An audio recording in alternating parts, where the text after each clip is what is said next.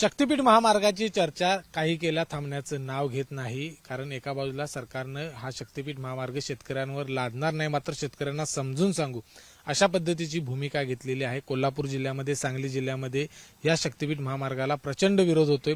आज देखील कोल्हापूरच्या गडिंग्लज या ठिकाणी शेतकऱ्यांनी रास्ता रोको आंदोलन आहे ते केलेलं आहे. आपल्यासोबत राव शेट्टी आहेत.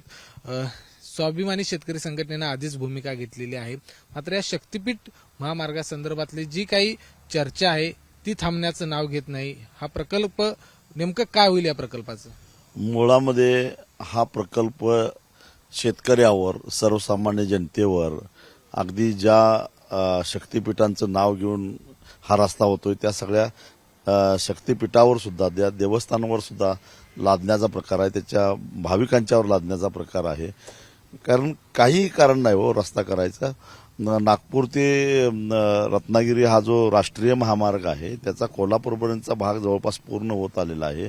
अतिशय चांगला रस्ता आहे आणि तोच रस्ता सध्या तोट्यात चाललेला आहे. राष्ट्रीय महामार्गानं एवढे पैसे खर्च करून जो रस्ता बांधलेला आहे त्याच्यामध्ये एका टोलवरून साधारणपणे 40 लाख रुपये दररोज टोल कलेक्शन व्हायला पाहिजे. ते कुठेतरी 8 आणि 9 लाख रुपये टोल कलेक्शन व्हायला म्हणजे आहे तो रस्ता तोट्यात असताना नवा रस्ता करायची गरजच काय? आणि समजा भविष्याचा वेध ठेवून जर का तुम्हाला करायचा असेल तर तुम्ही आहे तो रस्ता रुंद करा. केंद्र सरकारला सांगा, आधीच राज्याची आर्थिक स्थिती चांगली नाहीये असं म्हणता. अँब्युलन्सच्या ड्रायव्हरचे 3-3 महिने पगार होत नाही. जिल्हा परिषदेचे, आरोग्य विभागाचे, स्वच्छता विभागाचे जे कर्मचारी आहेत त्यांना 4-4 महिने कॉन्ट्रॅक्ट बेसिसवरच्या कामगारांना, कर्मचाऱ्यांना पगार मिळत नाहीत. 4-4, 5-5 वर्षापासून ठिबक सिंचनाचं अनुदान रखडलेलं आहे. राज्यातले वेगवेगळी विकास कामं करणारे जे ठेकेदार आहेत ते विलंब होत निघत नाहीत म्हणून 90,000 कोटीच्या थकबाकीच्या वसुलीसाठी कोर्टामध्ये गेलेले आहेत.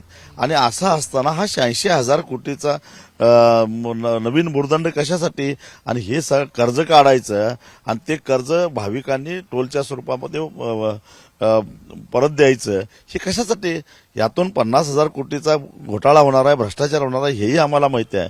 मग काही मोजक्या मूठभर लोकांना 50,000 कोटी रुपये वाटून घेता यावेत म्हणून तुम्ही रस्ता लादताय का जनतेवर? आणि म्हणून सगळ्या थरातून, आणि सांगली, कोल्हापूर, सातारा जिल्ह्याचं तर दुखणं वेगळंच आहे. कारण या रस्त्यामुळं जे काय 7-8 नद्यावर वेगवेगळे मोठे मोठे पूल होणार आहेत, ज्याला 2-2, 3-3, 4-4 किलोमीटरचे भराव पडणार आहेत. त्या भरावामुळं नदीच्या पाण्याच्या प्रवाहामध्ये अडथळा निर्माण होऊन पुन्हा पूर परिस्थिती निर्माण होते. आधीच जुलै महिन्यामध्ये, ऑगस्ट महिन्यामध्ये 30-30 दिवस, 35-35 दिवस इथं पाणी रेंगाळतं, पिकांचं नुकसान होते. गोरगरिबांना घरदारं सोडून भांडीकुंडी घेऊन घर सोडावं लागतं. तर हे कशासाठी? का विटीस धरताय? एवढंच आमचं म्हणणं आहे. खरं तर आज देखील गडिंग्लज या ठिकाणी रस्ता रोको होतोय आणि तिथले जे चंदगडचे आमदार आहेत त्यांनी म्हटले की हा रस्ता जर कोल्हापूरकर नाही देत तर माझ्या मतदारसंघातून नाही. गडिंग्लजचे जे आमदार आहेत ते जरा अतिशहाणेच आहेत आणि जरा मुख्यमंत्र्यांचे लाडके आहेत असं मी ऐकलंय. तर मला त्याच्यामध्ये जायचं नाही. पण चंदगडवरून रस्ता करण्यामध्ये काय शहाणपणा आहे? मुळामध्ये चंदगडला हा रस्ता पोहोचणार कसा? जाताना चंदगडला जात असताना शिरोळ, हातकणंगले, कागल इथून जावं लागेल, गडिंग्लजवरून जावं लागेल.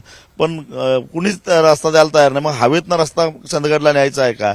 दुसरी बाजू जर कर्नाटकातनं आणायचं असेल, कारण चंदगडला रस्ता चंदगडवरून न्यायचा म्हटलं तर कर्नाटकातून आणावं लागेल.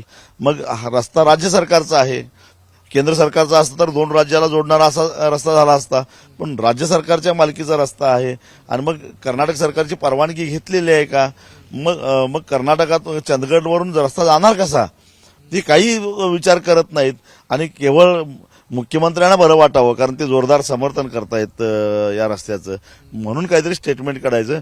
तरी सुद्धा केवळ त्यांच्या ह्या वक्तव्यावरनं आज गडिंग्लज आणि त्या परिसरातले शेतकरी इतके संतप्त झाले आहेत, तिथले स्थानिक नागरिक संतप्त झाले आहेत. त्यांनी रस्ता रोको ठेवलाय. मी तिकडेच निघालोय. खरं तर शेतकऱ्यांवरती एक आरोप ठेवला जातो की विकासाच्या आडवं काय येत आहे. म्हणजे अनेक रस्ते झाले, शेतकरी विरोध करतायत, अनेक ठिकाणी विरोध. शेतकरी विकासाच्या आडवं येतोय. विकासाच्या आड शेतकरी कधी येत नाही, लक्षात ठेवा. नागपूर, कोल्हापूर आणि नंतर रत्नागिरी रस्ता चालू आहे. शेतकऱ्यांनी विरोध केला का? चालू आहे ना रस्ता तो. याच्या आधी अनेक रस्ते झाले, शेतकऱ्यांनी विरोध केला का?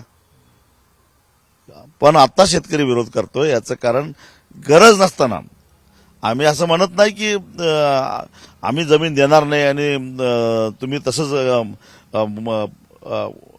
अविकसित भागामध्ये राहावं असं म्हणत नाही आम्ही.